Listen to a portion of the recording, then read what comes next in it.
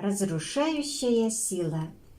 Возглавляя свой первый кооператив, я смог убедиться на практике, какой разрушительной силой, сокрушающей любое материальное благосостояние, может стать нарушение человеческих взаимоотношений, нетерпимость друг к другу.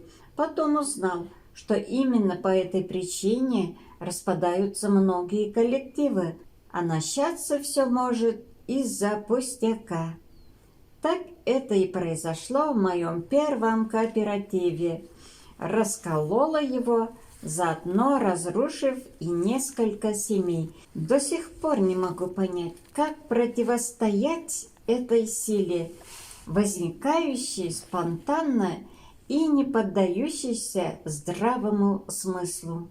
Началось все с того, что я решил приобрести загородный дом с усадьбой.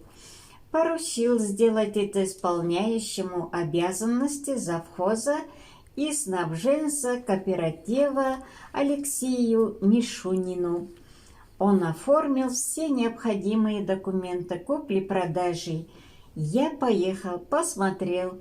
Большой дом, 20 соток земли, баня, гараж, теплица. Лишними, правда, были овцы и корова.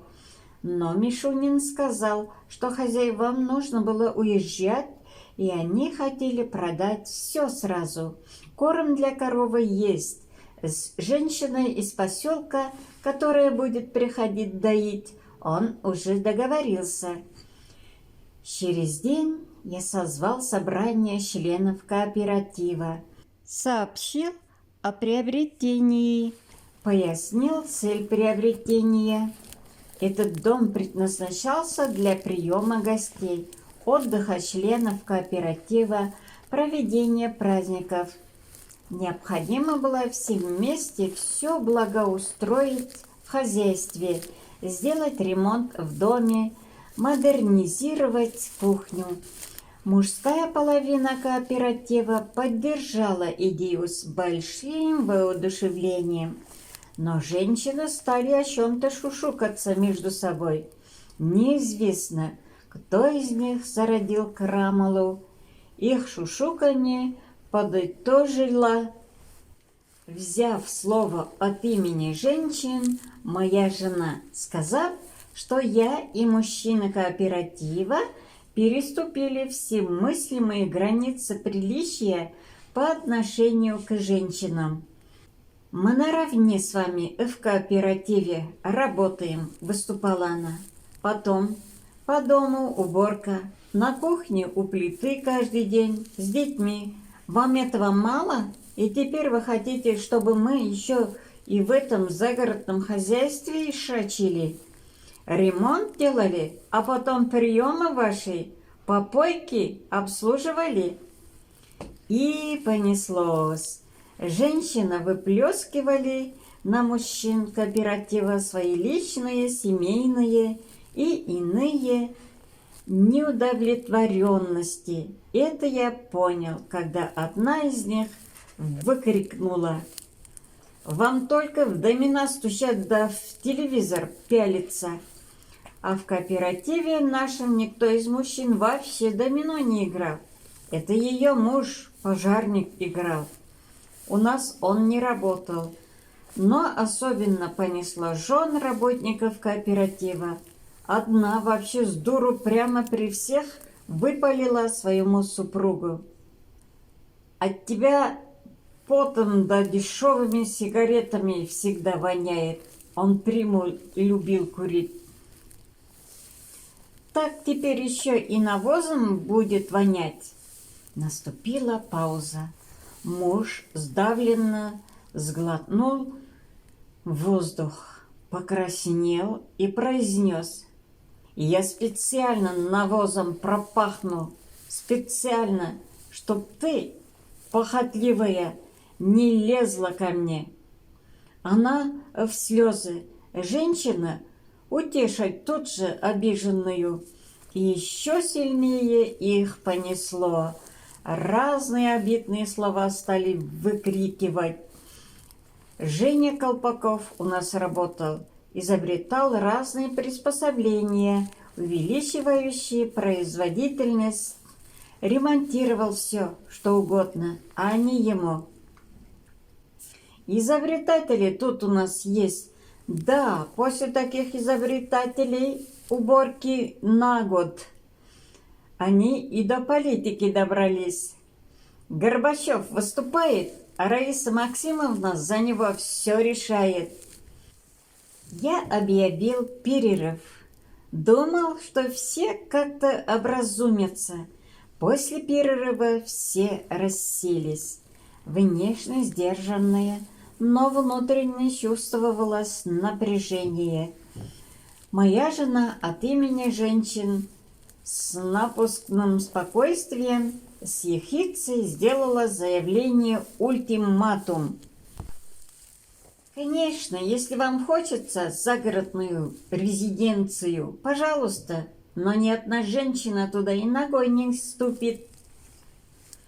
Значит, она будет только ваша, а так как деньги общие и без нас вы не имеете права их тратить, в компенсацию отдайте нам одну из легковых машин с водителем, специально для домашнего хозяйства.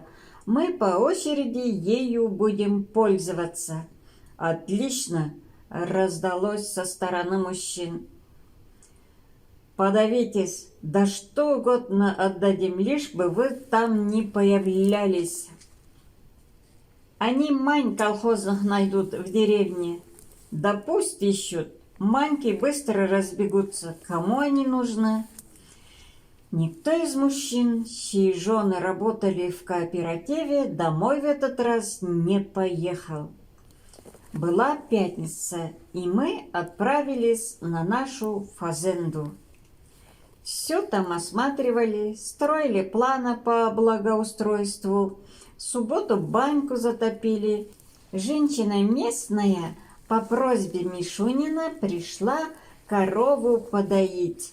Мы смотрели, как она это делает. Приятно было. Корова спокойная, не вертлявая. Наша теперь. Женщина предупредила, что приходить доить сможет не всегда. Надо еще кого-то подыскать.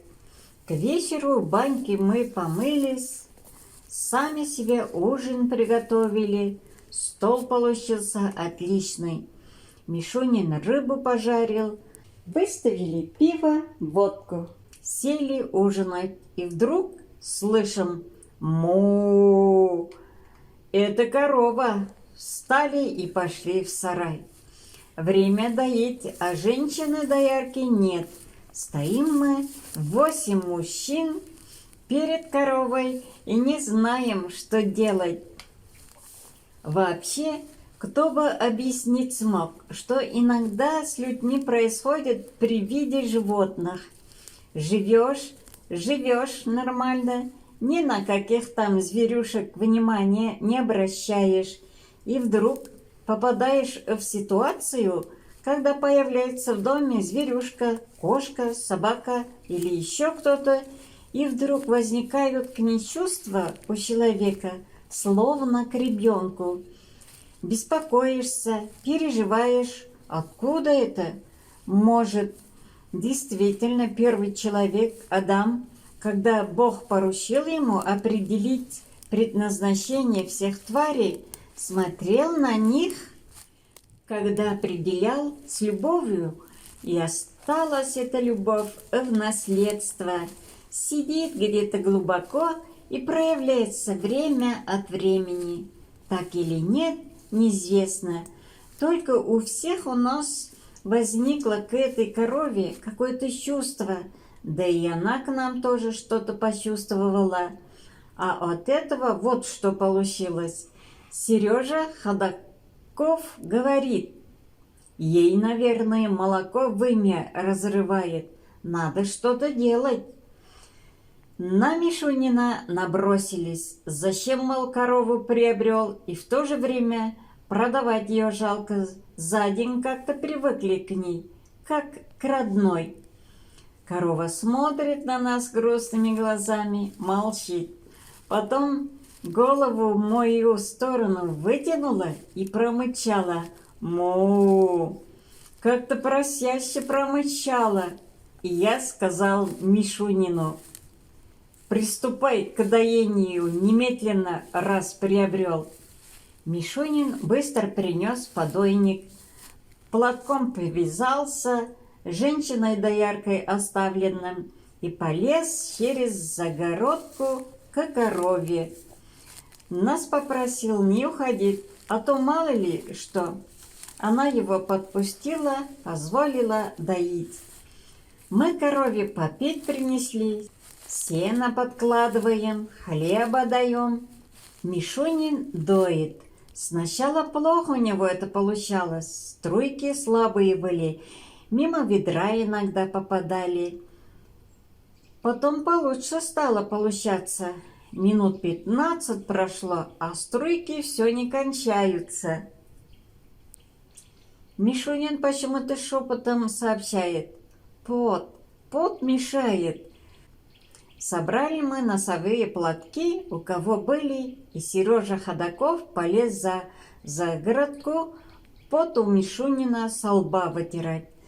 На корточке рядом с ним присел, смотрит, как доение идет, и вытирает время от времени пот со лба Алексея. И вдруг слышим возмущенный шепот Сергея: «Ты что же это делаешь? Ты же корову портишь. С правой руки у тебя хорошая струя, а от левой в 3 раза меньше. Ты же ей вымя так можешь скособочить». «Пальцы!» — шепчет Мишунин. «Пальцы на левой руке не имеют. Ты бы помог лучше». Сережа Ходаков подобрался к корове с другой стороны, и они стали выдаивать корову вместе. Примерно через полчаса, может больше, они надоили целый подойник. Мы пили за ужином парное молоко, и оно казалось нам лучшим молоком, которое мы пробовали за всю нашу жизнь. Рано утром нас разбудила женщина-доярка и удивленно сообщила, что пыталась подоить утром корову, но та ее непонятно почему не подпускает. Мы опять пошли все в сарай, сделали все как вечером, и корова стала доиться. «Надо же, — говорит женщина, — раз уж вы понравились корове, теперь сами и доите ее.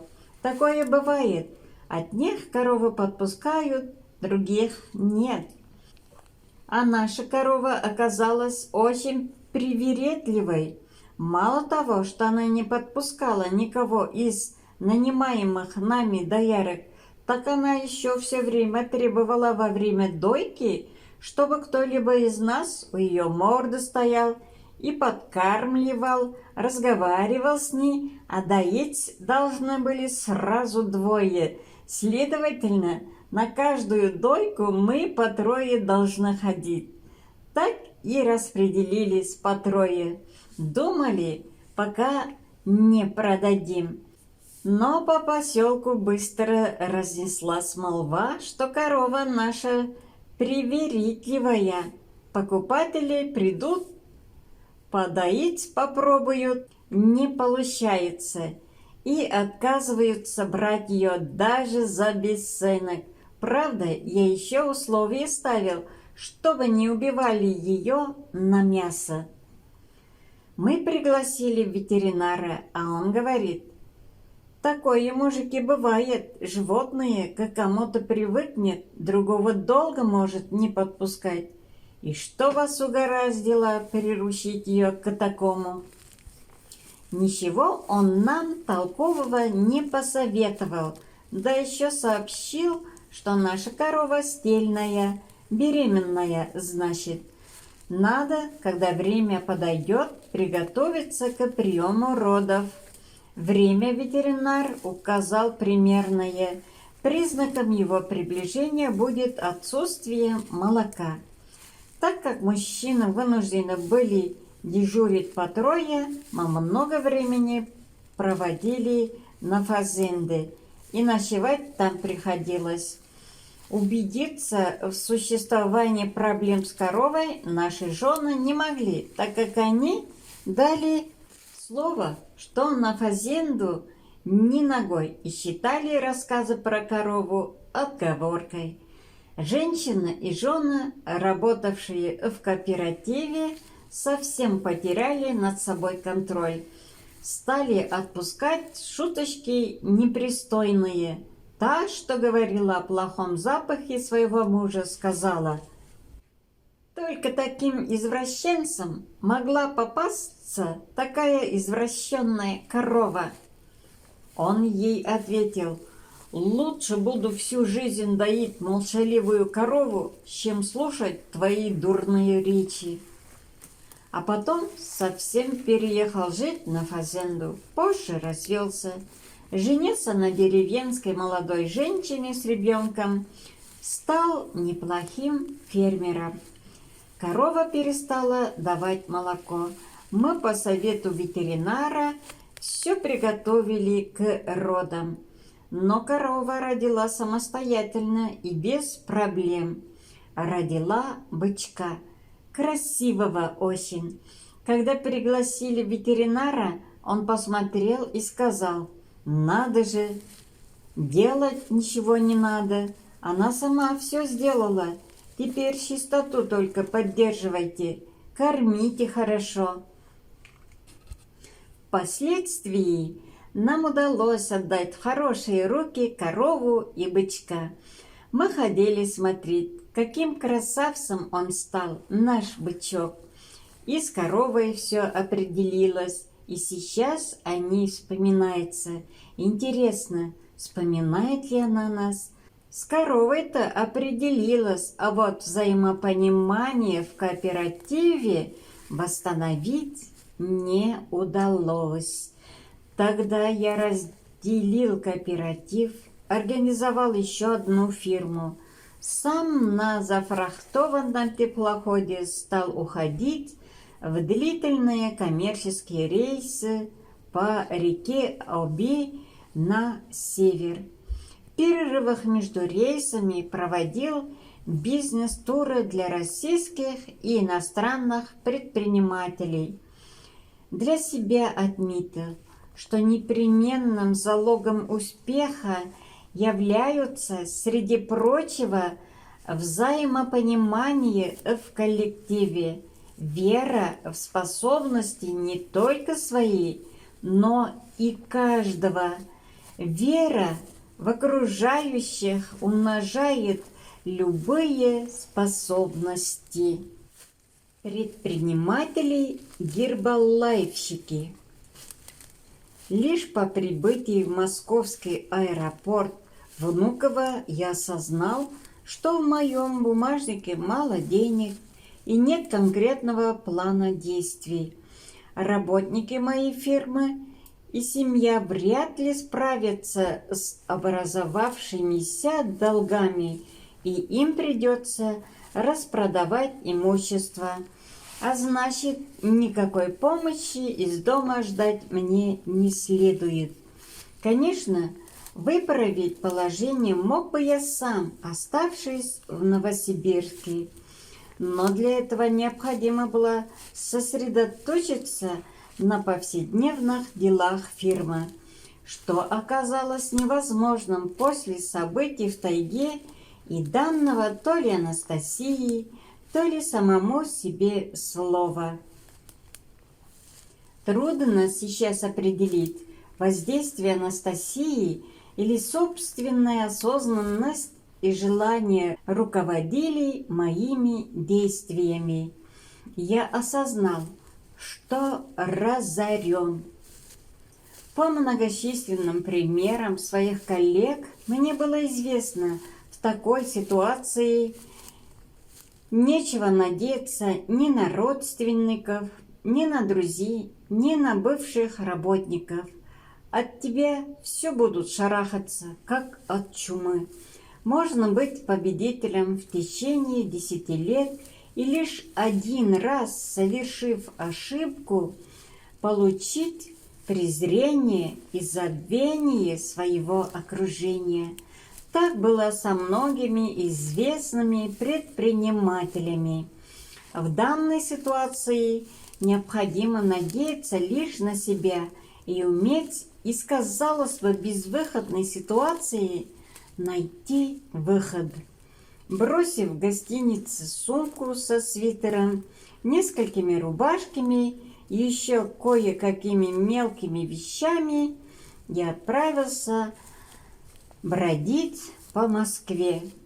Пытался осознать значимость сказанного Анастасией относительно предпринимателей России. Первое, что бросилось мне в глаза в Москве в этот раз – активность гербалайфщиков.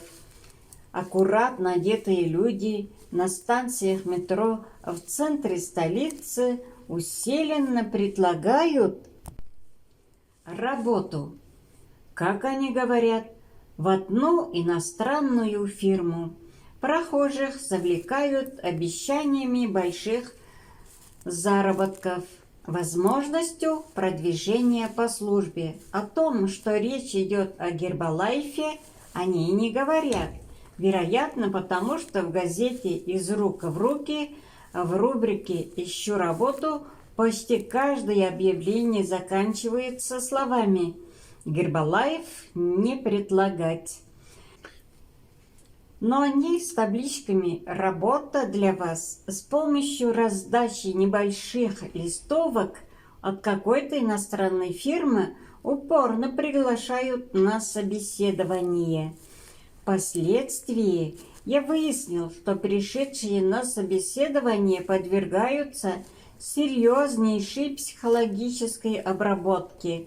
Акценты делаются на два важнейших для среднего россиянина фактора. Во-первых, ораторы со сцены объясняют и доказывают на собственном примере и примере родственников, что они якобы получили с помощью заморского Гербалайфа чудодейственное исцеление, тем самым внушая будущим распространителям, что они тоже будут заниматься благородным делом – лечить людей. Система столь чудодейственна, утверждают они, что не надо быть медработником, просто 2-3 занятия. Будь ты даже маляром-штукатуром и, пожалуйста, консультируй больных потребителей. Второй акцент делается на рассказах с примерами, как можно разбогатеть, занимаясь распространением Гербалайфа.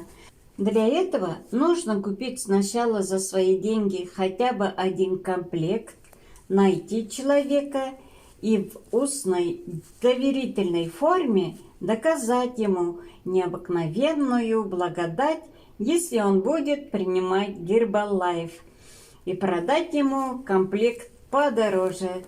Также нужно привлекать параллельно новых распространителей. От каждого привлеченного будешь иметь свой процент. И чем больше людей привлечешь, тем выше будет твой уровень в иерархии, тем больше денег будет на тебя сыпаться. Уже можно самому распространением не заниматься. Мне, как предпринимателю, сразу стало ясно.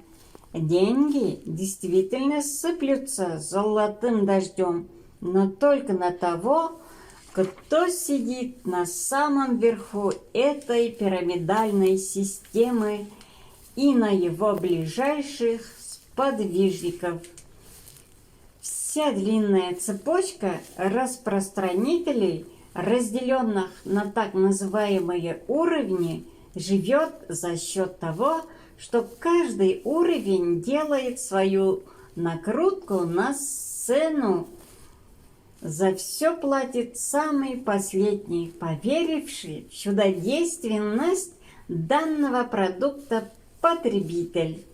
В отдельных случаях цена повышается в 12 раз. Система же распространения с помощью огромного количества агентов в устной и доверительной форме, убеждающих россиян в чудодейственности Гербалайфа на примере собственного исцеления, действует безотказно. С ее помощью можно продавать золу из печки, а заявившему, что она не помогает, сообщить о неком нарушении системы приема и несоблюдении специального режима. Эта система наиболее эффективно срабатывает именно в нашей стране, так как именно мы привыкли наиболее достоверную информацию получать друг от друга, а не по официальным каналам. Абсолютно бессмысленно касаться пользы или вреда, приносимого людям Гербалайфом. Это длинный разговор. Скажу лишь одно с полной уверенностью. Весь пыл рассказчиков, распространителей об их собственном исцелении пропадет, как только уйдет возможность получения ими от вас денег. Тогда вы услышите от них же множество примеров прямо противоположных. Какая это зараза! Система распространения разработана на Западе. Руководят ею с Запада, вовлекая безработных россиян. Но это не наши предприниматели. А вот еще одна премудрость западных бизнесменов. Бесплатный отдых на Гавайях. Если вас остановят в людных местах Москвы элегантные молодые люди, иногда с акцентом, и очень вежливо предложат посетить презентацию одной иностранной фирмы, где для вас заказом будет столик и где будет разыгрываться бесплатная лотерея, по которой вам предоставляется возможность выиграть золотые часы или даже бесплатную путевку на Гавайи. Можете быть уверены, бесплатная путевка вам обеспечена. Но все же не стоит забывать поговорку: бесплатный сыр бывает только в мышеловке. Нетрудно разобраться, как срабатывает мышеловка в данном случае. Итак, вы бесплатно получаете возможность проживания в великолепных апартаментах. По приезде убедитесь, что они соответствуют фотографиям на буклетах. Билет на самолет, питание и прочее обслуживание за ваш счет.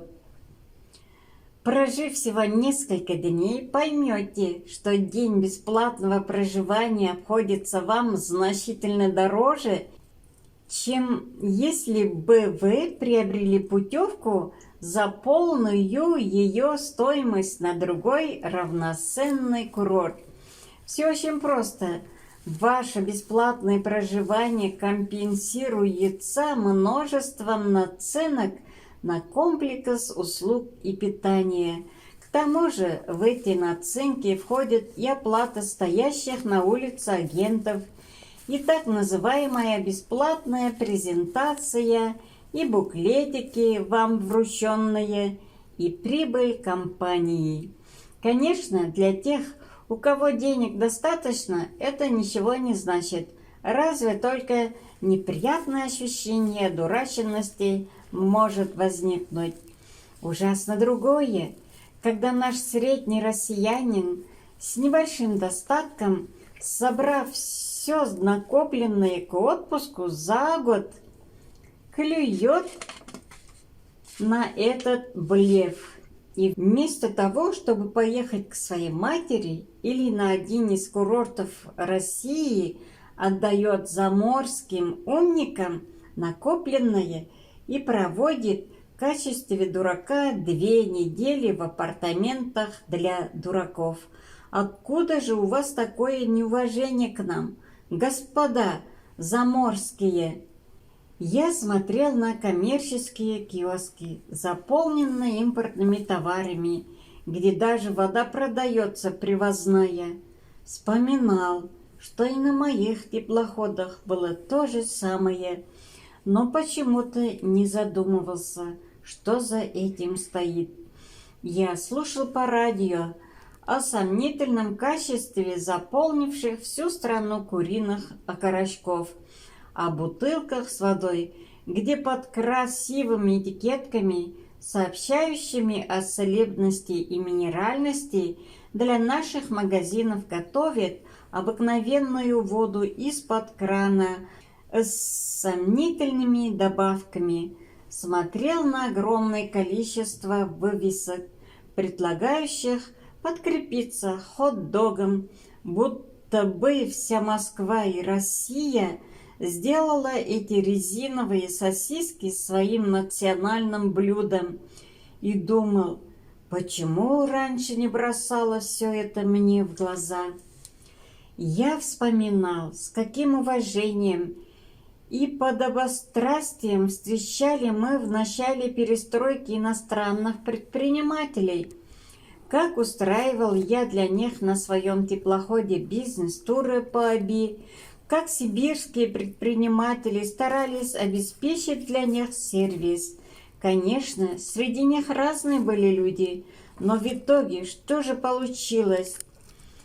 Так где же вы, предприниматели России? Те, кто должен сделать нашу страну процветающей. Благодарю вас, матушка моя любимая, за чтение благостных вам снов. Во благо минимум родной мой. И благодарю тебя тоже. Волшебных, чудесных, ну и смешных, радостных вам. И во сне твори свою мечту, созидай все прекрасное, благостных снов.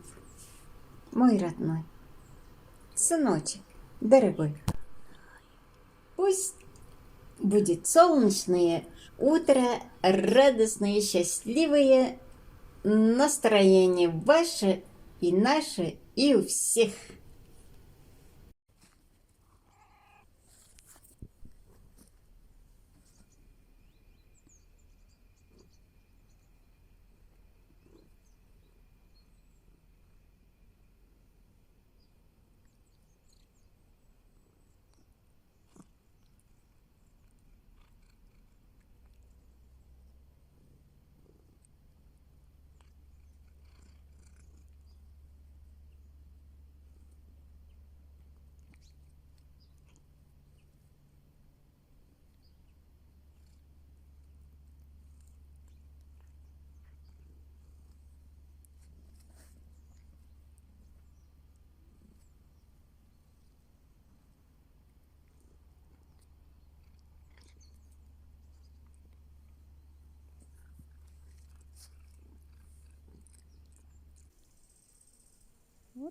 В сегодняшнем утреннем напитке у нас будут цветки пижмы. Берем. Благодарю, благодарю. И берем цветки тысячелистника.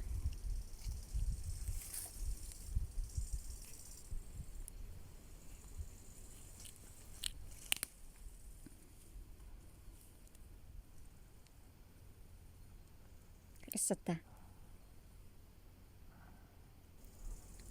И берем чуточку цветков полыни. Совсем немножко.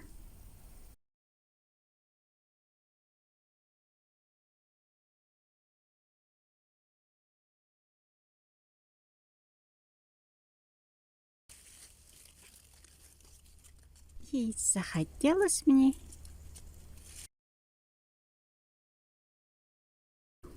в эту цветочную композицию вот Добавить. Калиночку, красавицу.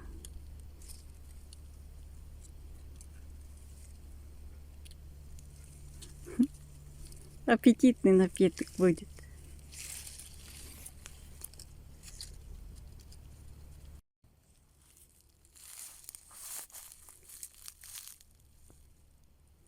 И добавим несколько барбарисиков.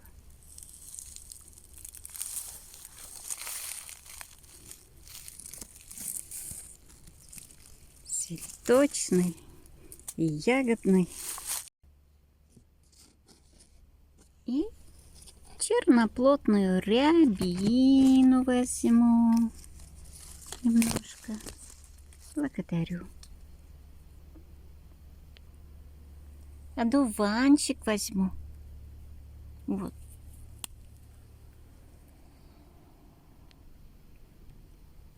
Ну, добавим мелиссочку, красавицу, для гармонизации вкуса.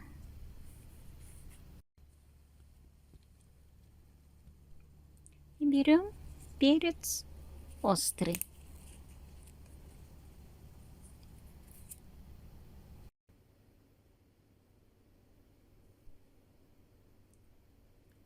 Добавляем гвоздику,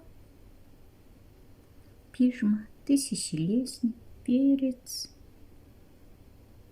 мелисса, калина, полынь, барбарис и солнышко, одуванчик.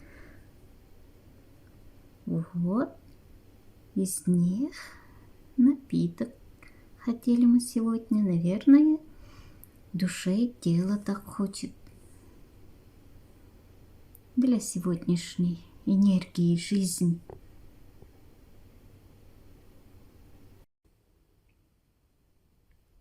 Очень милая, красивая картиночка, живая. А сейчас блендер нам сделает напиток.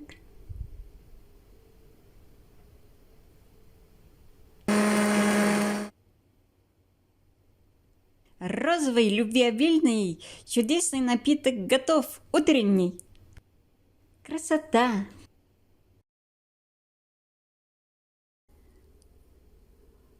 Orman kırlarıma шығып, Kuşlam təbiğət jırına. Ağaç yaprakları şaulağına, Kışlarının sayrağına.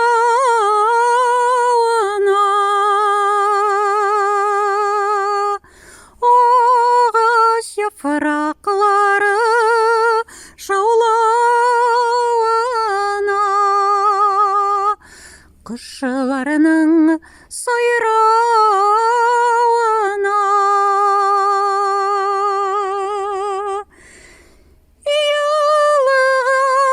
Yılgılar ağışına, şişmeler шығышына,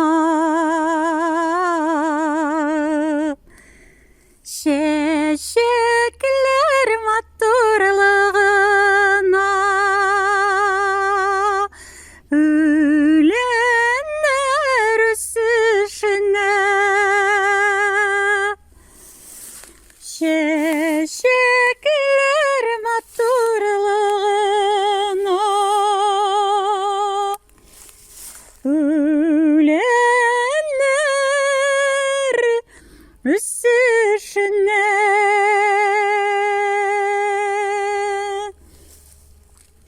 Kuşlamın barısına,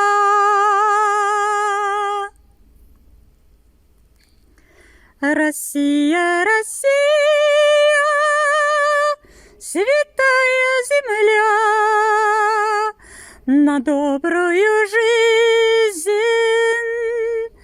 Благословенная Россия, Россия,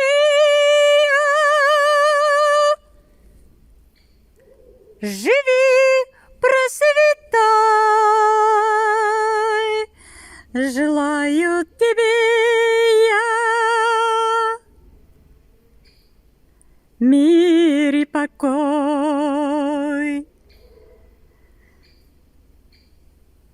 Матушка милая,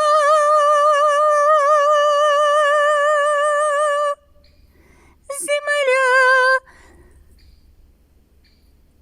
священная, на добрую жизнь благословенная. Матушка милая, земля родная, луна материнская, желаю тебе я вечного совершенствования, вечного